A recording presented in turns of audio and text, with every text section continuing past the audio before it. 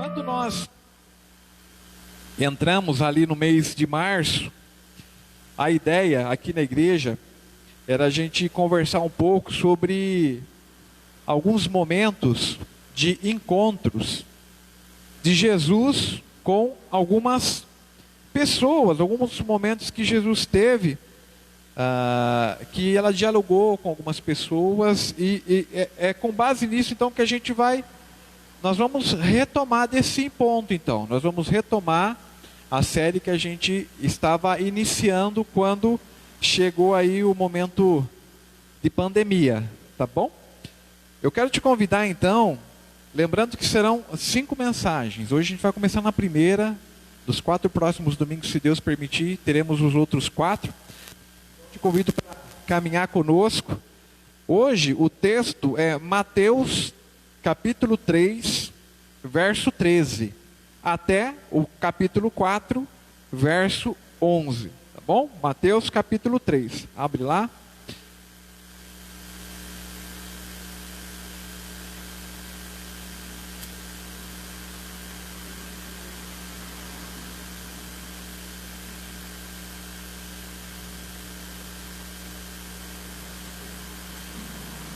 Mateus capítulo 3, verso 11. Aliás, verso 13, né? Mateus 3, verso 13, até Mateus 4, verso 11. A gente vai fazer a leitura, depois vamos orar novamente, e assim seguimos. Diz assim então: Então, Jesus veio da Galiléia ao Jordão para ser batizado por João. João, porém, tentou impedi-lo, dizendo: Eu preciso ser batizado por ti, e tu vens a mim? Respondeu Jesus: Deixa assim por enquanto, convém que assim façamos, para cumprir toda a justiça.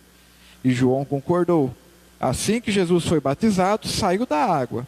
Naquele momento o céu se abriu e ele viu o Espírito de Deus descendo como pomba e pousando sobre ele. Então uma voz dos céus disse: Este é o meu Filho amado, de quem me agrado. Agora capítulo 4. Então Jesus foi levado pelo Espírito ao deserto para ser tentado pelo diabo. Depois de jejuar 40 dias e 40 noites, teve fome. O tentador aproximou-se dele e disse: Se és o Filho de Deus, manda que essas pedras se transformem em pães. Jesus respondeu: Está escrito, nem só de pão viverá o homem, mas de toda a palavra que procede da boca de Deus. Então o diabo o levou à cidade santa, colocou-o na parte mais alta do templo e lhe disse: Se és filho de Deus, joga-te daqui para baixo, pois está escrito, ele dará ordens a seus anjos a seu respeito, e com as mãos eles o segurarão para que você não tropece em alguma pedra. Jesus lhe respondeu: Também está escrito, não ponha à prova o Senhor, o seu Deus. Então o diabo o levou a um monte muito alto e mostrou-lhe todos os reinos do mundo e o seu esplendor. E disse-lhe: Tudo isto te darei, se te prostrares e me adorares. Jesus lhe disse: Retira-se, Satanás, pois está escrito: Adore o Senhor, o seu Deus, e só a ele preste culto. Então o diabo o deixou, e anjos vieram e o serviram. Amém. Deu para ver com quem que é esse encontro de Jesus, né? Teve o primeiro encontro ali com João Batista e teve esse aqui com o próprio Satanás, e é esse que a gente vai focar um pouquinho hoje. Mas antes disso, vamos orar mais uma vez. Deus Pai Todo-Poderoso, em nome de Cristo, como é bom nos achegarmos à Tua Palavra.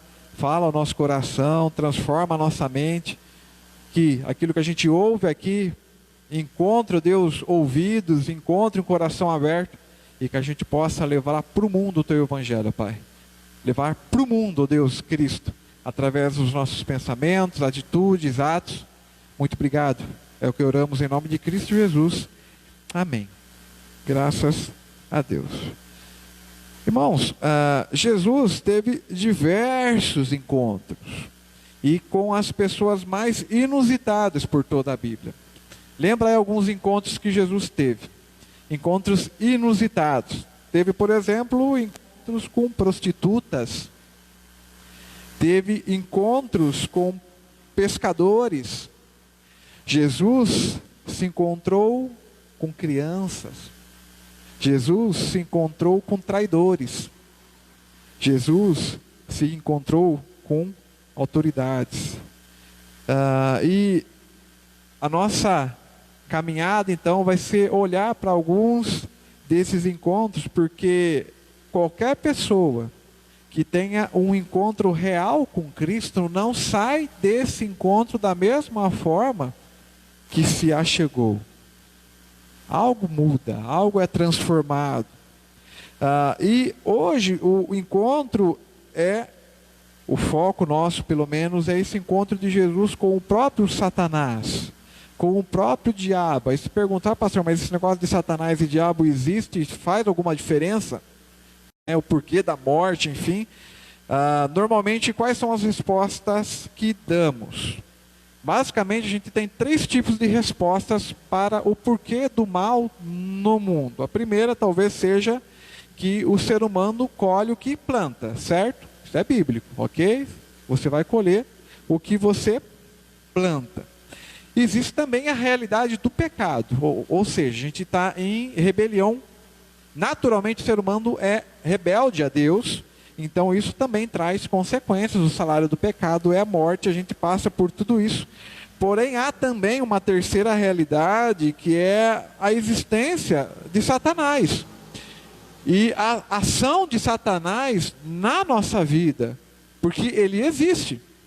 Os anjos que estão a serviço do Satanás, ele também existe. Talvez uma das formas dele investir na nossa vida é tentar convencer a gente de que ele não existe, de que ele não causa problema. Porém, é um engano, porque ele existe e causa muito problema.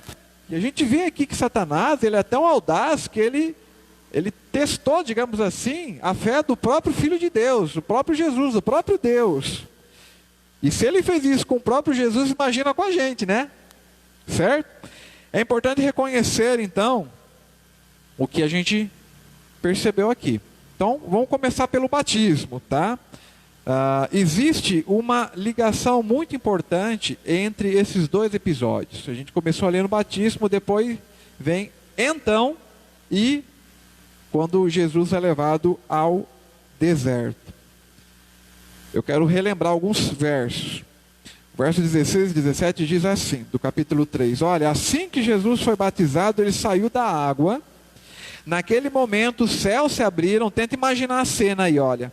E ele viu o Espírito de Deus descendo como pomba e pousando sobre ele. Então, percebe? Uma voz dos céus disse: esse é o meu filho amado, em quem me agrado. Perceba que declaração maravilhosa de Deus para com Jesus. Nós sentimos que somos amados por Deus, mas aqui no caso, além de sentir, ele ouviu Deus dizendo: ó, tu és o meu filho amado, em quem me agrado. Qualquer um de nós, com toda certeza, se sentiria maravilhado em ouvir isso do próprio Deus. É ou não é verdade? Claro que é. E talvez a gente pensasse assim: já que eu sou o filho amado de Deus, agora as coisas então vão caminhar muito bem, porque afinal de contas, eu sou alguém amado por Deus. Nada mais vai me acontecer de mal, só bênção, só sucesso, digamos assim. Mas é exatamente o contrário que nós vemos aqui. Jesus é conduzido então pelo Espírito ao deserto para ser tentado pelo diabo. Então, o que a gente vê é que depois de uma grande bênção, depois de um grande sucesso, o que a gente vê em Jesus é que ele é provado e ele é tentado. O fato que a gente aprende já de início aqui é que ninguém consegue assegurar para si uma vida de constante sucesso, de constante bênção. por mais que a gente se esforce em servir a Deus, em cumprir a lei de Deus, por mais que a gente se esforce de ser pessoas de bom testemunho, por mais que a gente tente, busque amar o próximo, por mais que a gente procure fazer as coisas certas, não importa qual seja o nosso esforço, por mais talentosos e piedosos que a gente seja, infelizmente, algo sempre poderá dar errado e estragar tudo. Talvez alguém ainda diga, né? Ah, pastor, mas e se eu me empenhar mais? E se eu começar a fazer mais coisas para Deus? E se eu começar a fazer mais coisas para o próximo? E se eu conseguir lidar melhor com as minhas falhas? E se enfim eu viver uma vida em que eu decida? Você já deve ter ouvido isso, né? Olha, eu vou decidir, então agora eu decido que eu vou servir a Deus em tudo. E se eu decidir, como se isso fosse possível, né? Se a gente pudesse decidir isso, sem Deus transformar o nosso coração, né? A iniciativa de Deus, não é nossa. E se eu decidir ter uma vida 100% sábia diante dos homens, então Deus me fará feliz. Tudo correrá bem. Afinal, estou servindo a Deus. Certo? Não. Errado. Porque aqui nós estamos diante do único que fez exatamente tudo isso. Jesus fez 100% daquilo que Deus queria que fosse feito. Jesus é declarado amado por Deus. Isso é sucesso para qualquer um. É bênção para qualquer um. Porém, já na sequência ele é conduzido para o deserto para ser tentado. Muitos pensam, né, que a vida é simplesmente então questão de escolha. Ah, se eu escolho o caminho correto, tudo vai dar certo. Se eu escolho o caminho errado, vai dar errado. Pode ser isso também, porém a vida não é simplesmente isso. Tem algo mais. Por exemplo, é exatamente a ação do diabo.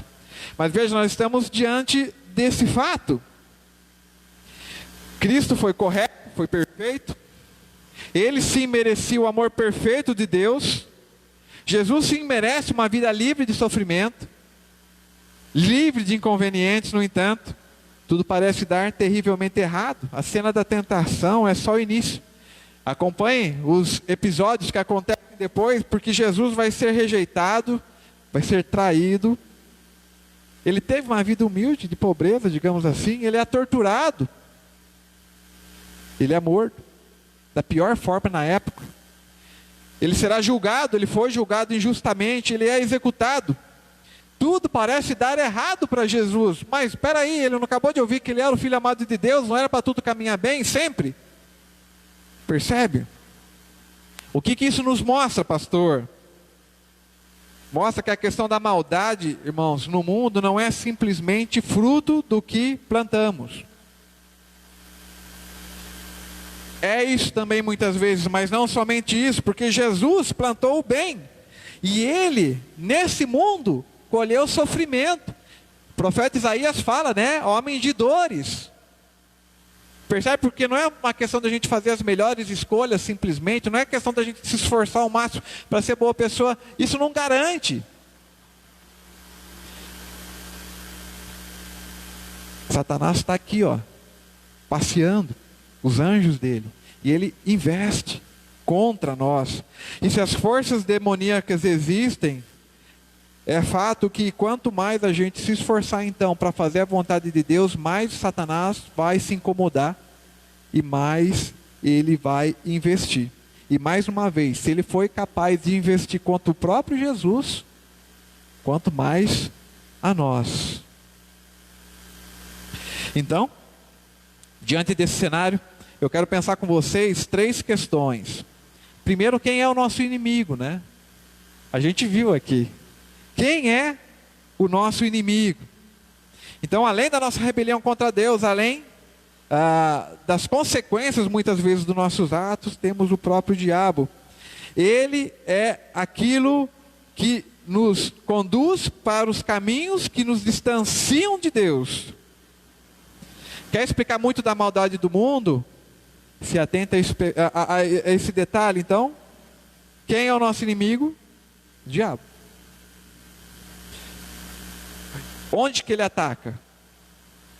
Aqui começa a ficar mais interessante ainda. A Bíblia não só revela a existência do diabo, mas que ele investe todas as forças dele para impedir que a gente entenda qual é o tipo de relação que Deus quer ter com a gente. O diabo não quer que a gente perceba o tipo de relação que Deus quer ter conosco. Qual que é a relação que Deus quer ter com a gente, você sabe? Qual que é a relação que Deus quer ter comigo e com você? Já parou para pensar? Ou a gente acorda pela manhã, faz tudo que a gente tem que fazer e volta a dormir? Pare e pense, qual que é o tipo de relação que Deus quer ter comigo e com você? A gente vê nesse trecho qual é o tipo de relação que Deus quer ter com a humanidade. Nessa passagem em questão, observe que o diabo quer colocar na cabeça de Jesus a dúvida, e é isso que ele quer fazer também com a gente. Qual é a dúvida? A dúvida é se a gente de fato é filho de Deus. O diabo quer lançar dúvida sobre o amor de Deus para com Jesus. E por que a gente pode falar isso? Porque se percebe que o diabo sempre começa a investida dizendo assim, olha, se você é filho de Deus, percebe? E um pouquinho antes, o que Jesus tinha ouvido? De Deus. Olha, tu és o meu filho amado. Então, não resta dúvida, ele ouviu do próprio Deus. E agora todas as investidas de Satanás exatamente nesse sentido, colocar dúvida no coração de Jesus, e talvez seja exatamente isso que ele quer fazer comigo e com você, dizendo assim, você está indo para a igreja, você aceitou Jesus, né? Você está lendo a Bíblia, mas será que de fato Deus te aceitou? Sabe, olha, é a dúvida.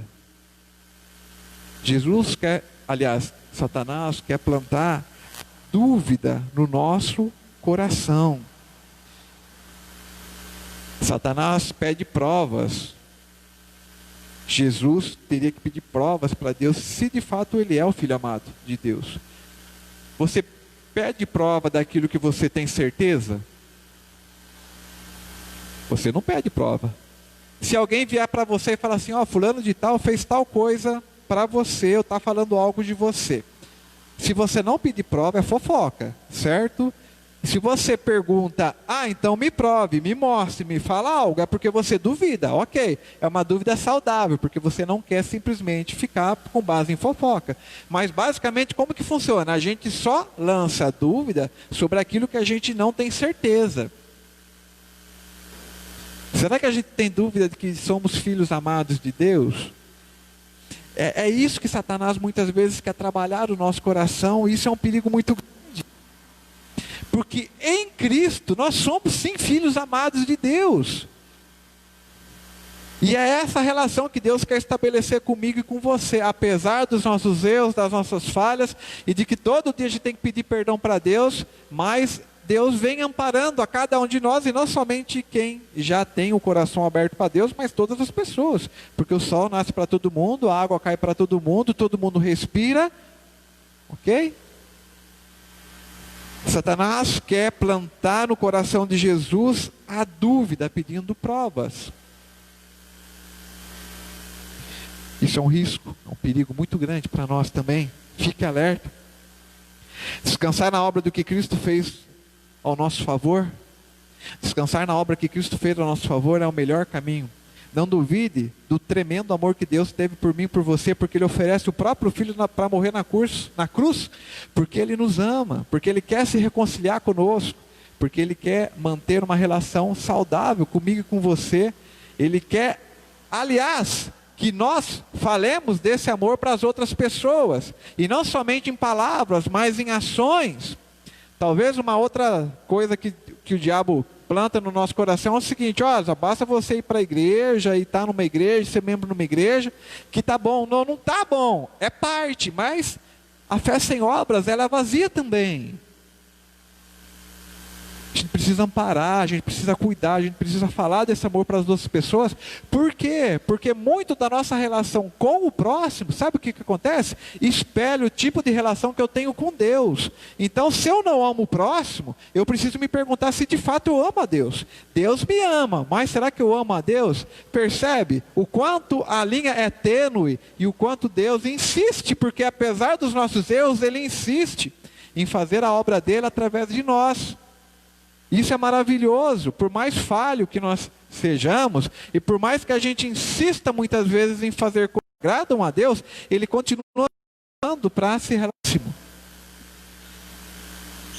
Então, nós temos o nosso inimigo, nessa passagem ao menos é o próprio Satanás, e nós temos a forma, como que ele ataca, né? Lançando dúvida. E tem então o terceiro ponto, é o último ponto de hoje. Como que a gente se defende então, né? Lembrando que Deus não precisa ser defendido, tá? Deus não precisa ser defendido. Mas como que a gente se defende? São as respostas de Jesus ali, né? Jesus fala: nem só de pão viverá o homem, mas de toda a palavra que procede da boca do Senhor. Depois, mais para frente, ele fala: não ponha à prova o Senhor. Depois ele fala também: tenham o Senhor, o seu Deus, e só a Ele prestem culto. A gente leu isso em Mateus, mas essas passagens que eu li agora é Deuteronômio. É o Pentateuco, lá atrás. Você percebe que Jesus usa para combater o Satanás é a própria palavra de Deus. A arma que nós temos também para combater Satanás é a palavra de Deus, não mudou. É o conhecimento da palavra de Deus, é procurar sabedoria em Deus para lidar com tudo que a gente vive. Quando Jesus foi atacado, foi a palavra de Deus que veio à tona. Ele não apenas conhecia a palavra, mas ele coloca isso em prática. Ele incorpora a palavra de Deus e transborda nele a palavra de Deus. E mais uma vez eu vou repetir: se Jesus não teve a pretensão de lidar com Satanás sem fazer uso da palavra de Deus, e nós? A gente não pode ser tão pretensioso de achar que o diabo não causa mal e que a gente pode continuar na nossa caminhada cristã sem se aproximar da palavra de Deus. É a palavra de Deus que vai nos conduzir na oração, vai conduzir nas boas obras, vai conduzir em tudo. E a gente pode criar um monte de justificativa. Ah, pastor, mas eu não faço isso por causa daquilo. Ah, mas eu não me comprometo dessa forma porque eu tenho esse outro compromisso. É justificativa. É tudo justificativa. O ser humano é craque em justificativa.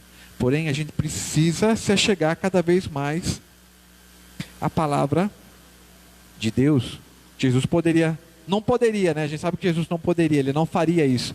Mas ele poderia ter cedido, mas não. Ele faz uso da palavra de Deus, que é a vida, que é viva e mais. Para nós hoje, o próprio Jesus é a palavra de Deus. Então, se você quer viver o relacionamento saudável com Deus, olha para Jesus. Tem um monte de gente pelo mundo falando um monte de coisa jóia, tá? Mas não fique somente nisso. Vai para a Bíblia. Tem um monte de pregador bom, por exemplo, na internet. Hoje a internet está cheia de coisa muito boa, muita coisa complicada também. Mas não abra mão do teu devocional em casa, na tua Bíblia. Não abra mão da comunhão na tua igreja, de estar com os irmãos, até para que vocês caminhem junto e aprendam junto. Não abra mão de fazer uso da palavra de Deus, porque ela é sim a nossa espada. Ela é sim a nossa arma. Então, como que a gente se defende? Conhecendo melhor a palavra de Deus, pedindo sabedoria para Deus. E aqui eu quero concluir já desse encontro. Satanás procurou Jesus porque Jesus foi revestido de autoridade por Deus. E não somente isso. Deus reveste Jesus de autoridade porque Jesus recebe uma missão de Deus. Jesus tinha uma missão dada por Deus. dar a própria vida por amor de nós e nos reconciliar, e amparar e levar o amor de Deus para o mundo. E como Jesus, nós guerreamos contra Satanás, não só com o nosso coração, ou somente no nosso coração, mas a gente guerreia com Satanás no mundo todo. Está aí as investidas. Satanás não gosta quando a gente ajuda alguém a conhecer a Cristo.